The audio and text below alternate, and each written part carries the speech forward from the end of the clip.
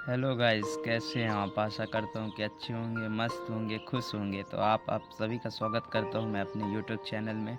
आप देख सकते हैं कि आज जो हमारा पाठ्य योजना संख्या 62 है, और आप लिख सकते हैं विद्यालय का नाम, कक्षा, विषय, दिनांक, कालांश और समय अवधि। ये तीन तीन कॉलम ही परफेक्ट होते हैं, अब ज़्यादा लिखने की कोई ज़रूरत नहीं होती। इसके पश्चात आप देख सकते हैं हमारा जो प्रकरण है आज, विशेषण, हिंदी सब्जेक्ट की बात कर रहे हैं। तो आज का जो हमारा प्रकरण होगा वो होगा विशेषण पर आधारित। तो आइए चलिए देखते हैं। सबसे पहले हमारा जो आज का समान उद्देश्य है, तो देख सकते हैं आप लोग समान उद्देश्य क्या क्या है। ज़्यादा लिखने की कोई ज़रूरत नहीं होती, 3 या 2-3 ज़्यादा से ज़्यादा या फिर 5 से ज़्यादा नहीं लिखना चाहिए, पर मैंने 3 लिखा है मीडियंस में। तो देख सकते हैं समान उद्देश्य जो हमारा है, छात्रों के अंदर हिंदी भाषा के प्रति जागरूकता, पहला पॉइंट हो जाएगा। दूसरा पॉइंट हम लिखेंगे छात्रों को भाषा तत्वों का ज्ञान प्रदान करना। तीसरा लिखेंगे छात्रों को व्याकरण के नियमों से परिचित कराना। ये जो हमारे समान उद्देश्य होंगे। इसके पश्चात आप लोग देख सकते हैं जो हमारा विशिष्ट उद्देश्य होगा वो देख सकते हैं। पहला जो होगा, छात्र विशेषण के बारे में जान सकेंगे, छात्र विशेषण को परिभाषित कर सकेंगे, छात्र भाषा का अपने सामान्य जीवन में प्रयोग कर सकेंगे। ये हमारा जो विशिष्ट उद्देश्य है। आप एक और लिख सकते हैं विशिष्ट उद्देश्य में कि छात्रों के अंदर मनोवैज्ञानिक तथ्यों का विकास करना है। इसके पश्चात आप देख सकते हैं हमारा जो है शिक्षण सहायक सामग्री, जैसे हम जो पढ़ाने में टीचिंग एड्स का प्रयोग कर रहे हैं उनको हम लिख सकते हैं चौक, टेस्टर, श्यामपट, चार्ट आदि जो हम उपयोग में लाएंगे। पूर्व ज्ञान में हम ऐसे लिखेंगे, छात्र व्याकरण की सामान्य जानकारी रखते हैं। इसके पश्चात किसी भी पाठ्य योजना के सबसे महत्वपूर्ण अंग की बात करते हैं तो वो होता है प्रस्तावना प्रश्न, फिर प्रस्तुतिकरण। तो सबसे पहला हमारा जिस पे विशेष ध्यान दिए जाने की आवश्यकता होती है वो है हमारा प्रस्तावना प्रश्न। तो देख सकते हैं तारतम्यता के साथ पहला जो हमारा प्रस्तावना प्रश्न है, सीता एक सुंदर लड़की है, इस वाक्य में संज्ञा कौन है। हम छात्रों से पूछेंगे तो छात्र बोलेंगे सीता। इस वाक्य में सीता कैसी लड़की है तो छात्र बताएंगे सुंदर। सीता की विशेषता क्या है तो छात्र बताएंगे सुंदर होना। व्याकरण की दृष्टि से इस वाक्य में सुंदर क्या कहा जाएगा तो छात्र बताएंगे विशेषण को। तो इसके पश्चात हमारा जो समस्यात्मक प्रश्न, विशेषण के विषय में विस्तार से अध्ययन करेंगे। तो सभी छात्र मौन हो जाएंगे क्योंकि वो इसके बारे में ज़्यादा जानकारी नहीं दे पाएंगे। इसके पश्चात आप देख सकते हैं हमारा जो उद्देश्य कथन वो इस प्रकार से होगा, छात्रों आज हम सब विशेषण के विषय में विस्तार पूर्वक अध्ययन करेंगे।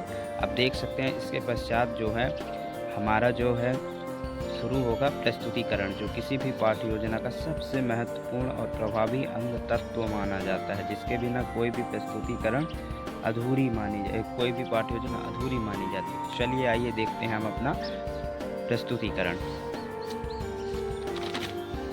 ये देख सकते हैं, ये जो हमारा प्रस्तुतिकरण है आप देख सकते हैं एकदम तारतम्यता के साथ होना चाहिए। सबसे पहले प्रस्तुतिकरण करेंगे। प्रस्तुतिकरण के बाद देख सकते हैं कौन कौन से कॉलम होंगे, क्रमांक होगा, शिक्षण बिंदु होगा, छात्राध्यापक क्रियाएं होंगी, छात्र क्रियाएं होंगी, शिक्षण विधि होगी और श्यामपट्ट कार्य।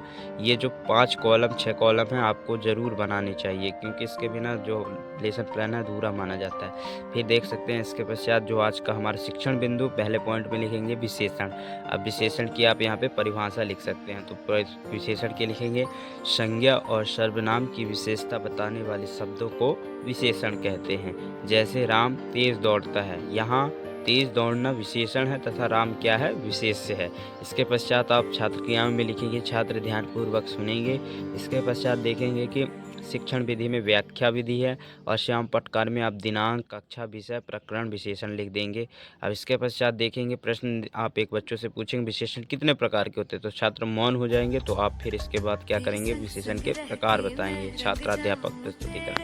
अब देख सकते हैं आप लोग, आप बताएंगे विशेषण के 4 प्रकार होते हैं।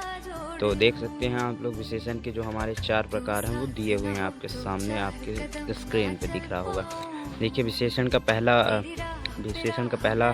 पार्ट होता है, प्रकार होता है गुणवाचक, परिणामवाचक।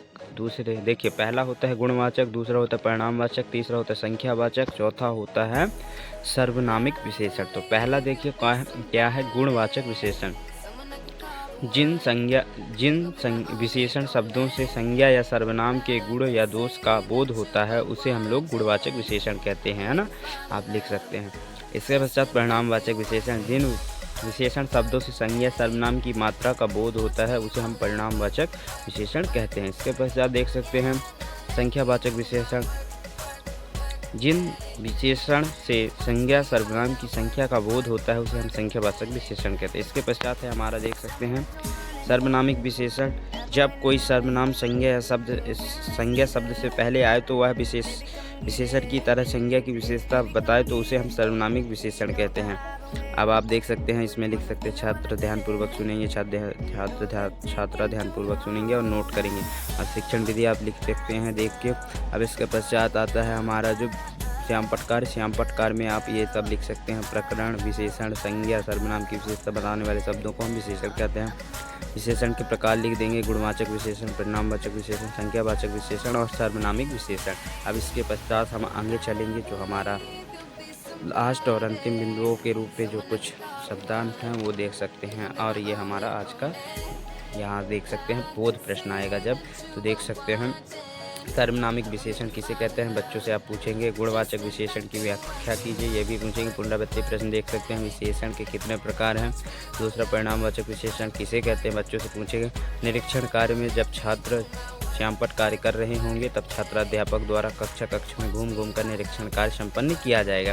अब कई कार्य में आप दे सकते हैं बच्चों को कि विशेषण को परिभाषित करते हुए उनके भेदों को बताइए। अब देख सकते हैं अंतिम में आप छात्राध्यापक हस्ताक्षर, प्रधानाध्यापक हस्ताक्षर, मेंटर या पर्यवेक्षक हस्ताक्षर करेंगे।